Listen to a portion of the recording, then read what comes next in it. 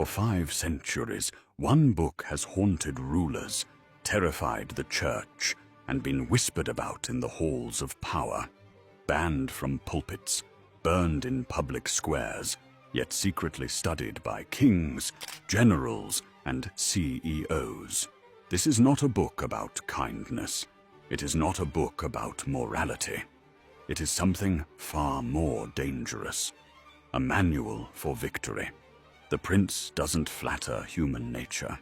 It exposes it. It doesn't promise justice.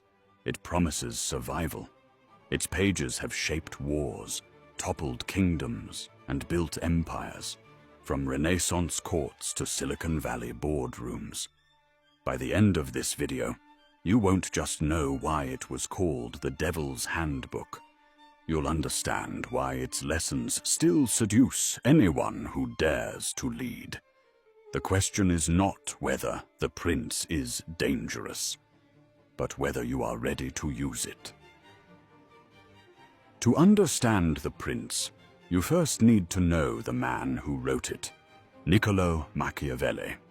Born in 1469 in Florence, Italy, he grew up in a city that was both a jewel of the Renaissance and a battlefield of politics.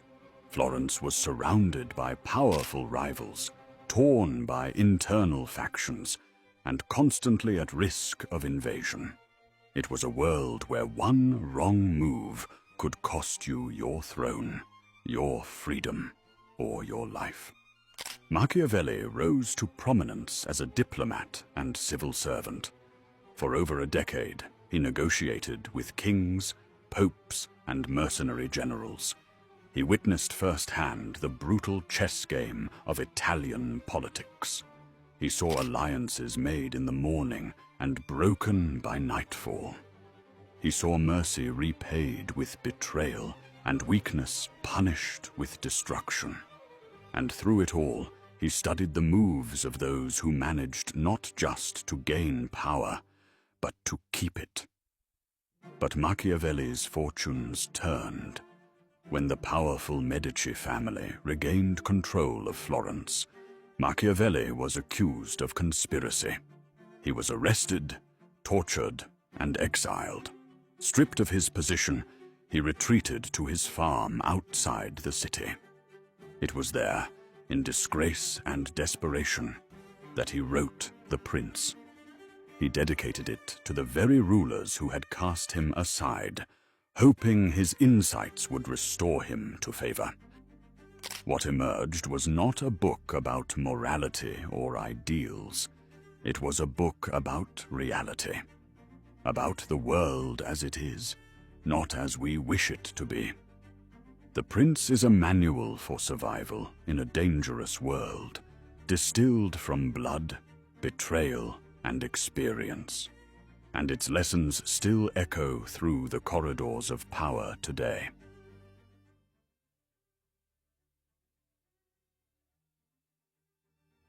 At the heart of Machiavelli's vision is the struggle between fortune and virtù. Fortune, he said, is like a raging river, unpredictable, often destructive, and beyond human control. But virtù, a ruler's boldness, skill, and willpower, can shape fortune, building dikes and channels to master its force. Weak rulers drift helplessly with the current, but strong rulers bend it to their advantage. Machiavelli's greatest example was Cesare Borgia, the Duke of Valentinois. Borgia was ruthless, ambitious, and charismatic. With the backing of his powerful father, Pope Alexander VI, he carved out a state in central Italy through a mix of cunning diplomacy and calculated violence. He placed trusted men in power, eliminated rivals, and used fear to impose order. When one of his governors grew hated for excessive cruelty, Borgia staged a public execution, making himself appear merciful while strengthening his grip. For Machiavelli, Borgia embodied the perfect balance of ferocity and intelligence. But Machiavelli also warned that even the boldest ruler must adapt. Fortune may favor the daring, but it punishes hesitation. A leader who waits for the perfect moment often misses it entirely. The rise to power requires decisive action, even when risks are high. Opportunities rarely knock twice, and when they do, they vanish as quickly as they appear. A prince must be ready to strike before rivals even sense the opening. To delay is to surrender power to someone else's ambition. The lesson is clear: power doesn't come to those who dream. It comes to those who act. Fortune may open the door, but only Virtù can walk through it. And once you seize power, the real challenge begins: how to keep it. That leads us to one of the most famous dilemmas in all of political thought. Is it better for a ruler to be loved or to be feared?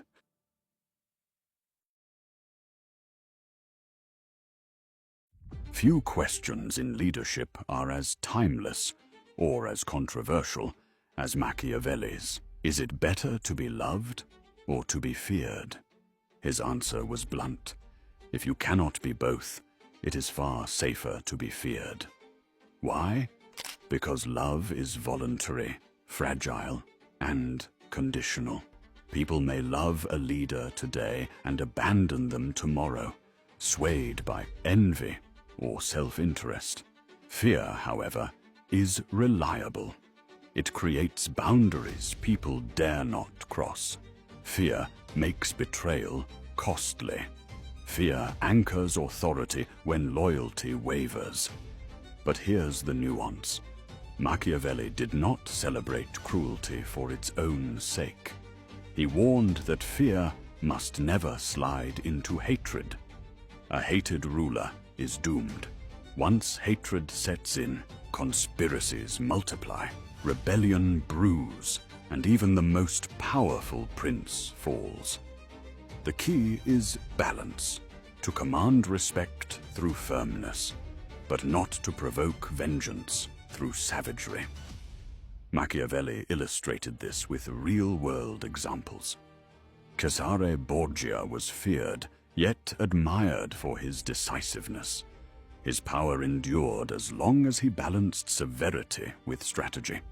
On the other hand, rulers who became despised, like tyrants who taxed excessively, humiliated their people, or allowed unchecked cruelty, eventually faced violent downfalls. Fear without hatred is power. Fear with hatred is suicide. Modern parallels are easy to see. Dictators who lean too far into terror collapse in spectacular revolutions. Business leaders who rule through intimidation burn out their teams and lose loyalty. But leaders who set firm standards, enforce discipline, and maintain respect, while avoiding outright cruelty, often achieve both stability and results. Machiavelli's lesson is not about embracing evil. It's about recognizing a difficult truth. Human loyalty is fickle, but human caution is consistent. A ruler who relies only on love rules on shifting sands. A ruler who inspires fear without cruelty builds a fortress that lasts. So when faced with the dilemma of fear versus love, Machiavelli's answer remains as unsettling as it is practical. In the contest for power, fear is the safer bet. The challenge is wielding it without crossing into hatred.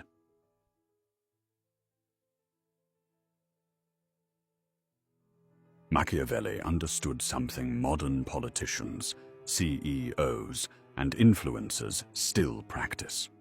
Appearances matter more than reality.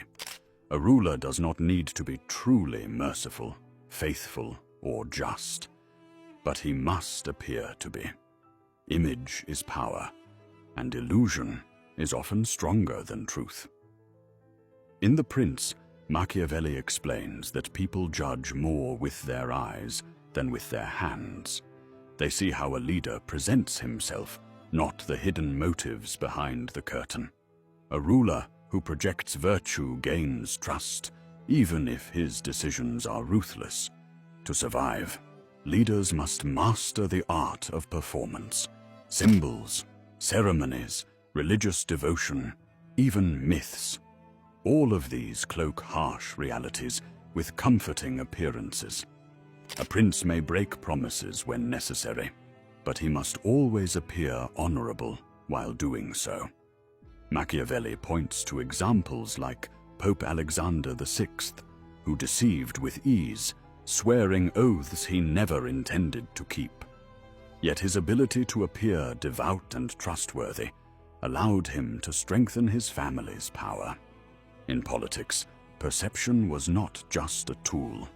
It was the battlefield itself. This lesson echoes today.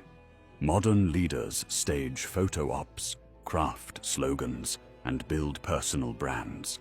Companies polish public images even while making hard, unpopular choices behind closed doors. Optics guide public faith far more than reality. The show, as Machiavelli predicted, becomes the truth people believe. But illusion alone is not enough. A leader who only pretends, without the strength to enforce authority, risks collapse. Appearances can win hearts temporarily, but only decisive action keeps power secure. That's why Machiavelli stressed that rulers must combine image with substance, show virtue, but wield ruthlessness when survival demands it. Ultimately, Machiavelli's insight is unsettling but undeniable. Humans are guided more by stories, symbols, and appearances than by facts. Leaders who understand this control not just armies, but imaginations. And in politics, as in business, media, or culture, controlling imagination is the highest form of power. Next, we'll explore how Machiavelli addressed the darker tools of leadership: cruelty, advisors, and the raw strength that can make or break a ruler.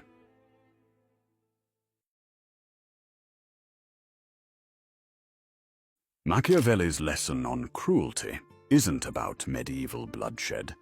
It's about how leaders today handle tough decisions. He argued that when hard actions are necessary, they should be decisive, clear, and limited. Dragging out painful measures only deepens resentment.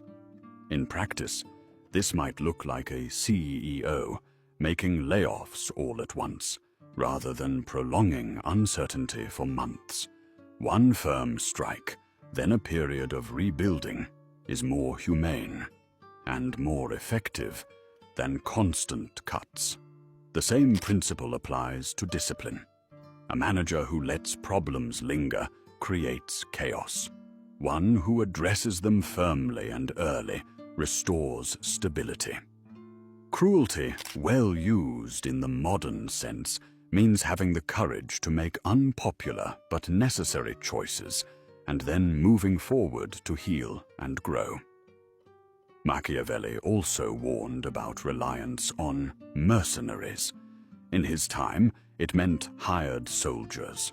Today, it might mean overdependence on contractors, external consultants, or temporary alliances.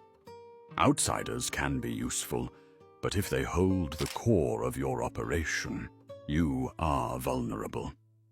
Strong leaders build teams that are loyal, skilled, and aligned with their mission. Strength comes from investing in your own people, not renting it from others. And then there are advisors.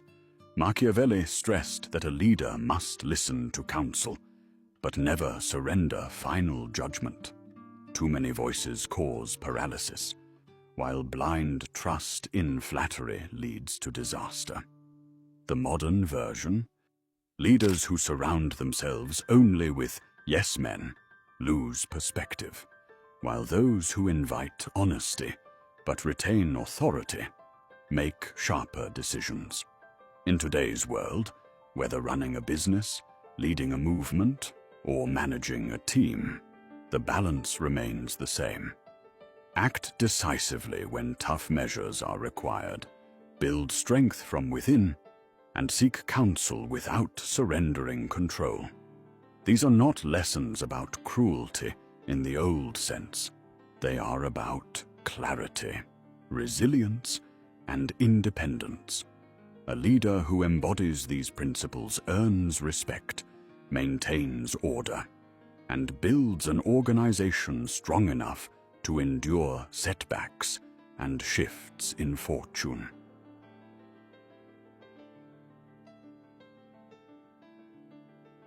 No matter how powerful a ruler may seem, fortune always has the final word. Machiavelli compared fortune to a raging river, calm at times, but when it floods, it sweeps away trees, bridges, and even entire cities. Weak rulers, unprepared for change, are destroyed when the current shifts. Strong rulers, however, are those who build dams and channels long before the waters rise. In other words, fortune cannot be controlled, but it can be prepared for. For Machiavelli, adaptability was the highest form of strength. A prince who clings to old methods when the world changes will eventually collapse. The strategies that once brought success may later bring ruin if applied blindly. True rulers understand that survival depends on flexibility, the ability to act boldly when times demand boldness, and cautiously when caution is the wiser path. History offers endless proof of this lesson. States that failed to modernize their armies or economies fell to those who adapted. Monarchs who refused to adjust their rule to new political realities were overthrown. Even in modern times, companies that ignore changing markets or technologies are swept aside by competitors who embrace innovation. Fortune rewards those who evolve. Machiavelli also observed that fortune tends to favor the bold, but boldness without calculation leads to recklessness. To him, the most successful rulers were those who struck decisively when opportunity appeared, but who also recognized when to change course as the winds shifted. This balance between daring and adaptability defined what he called true virtue. The lesson here is sobering. No reign, no empire, no power is permanent. Fortune always turns, and only those who anticipate its floods survive the storm. A prince who prepares for change, who adapts with the times rather than resisting them, can outlast the chaos. The ones who fail to do so are swept into the forgotten pages of history.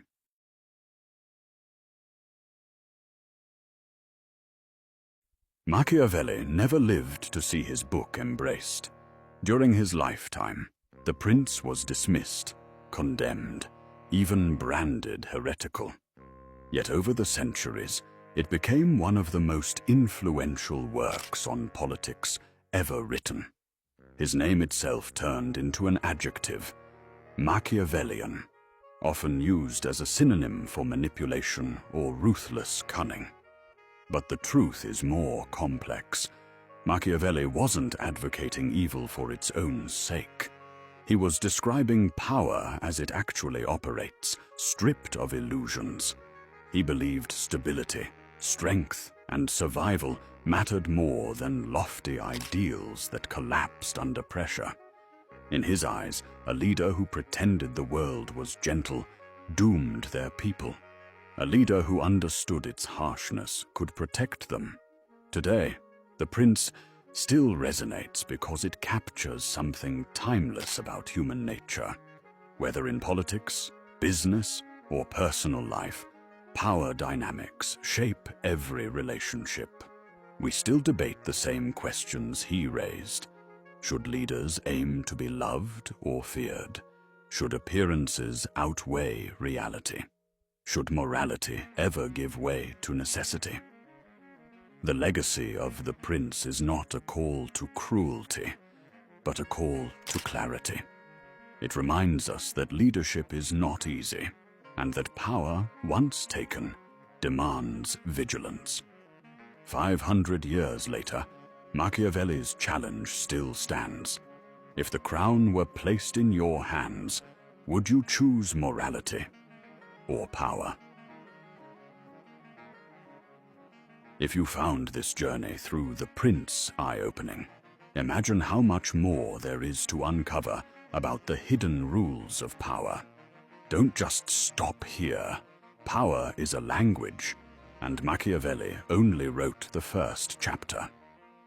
Subscribe for more deep dives into the timeless strategies of rulers, thinkers, and masterminds who shaped history. Drop a comment with your thoughts. Would you rather be loved or feared? And if this video gave you a new perspective, share it, because knowledge, like power, is meant to spread.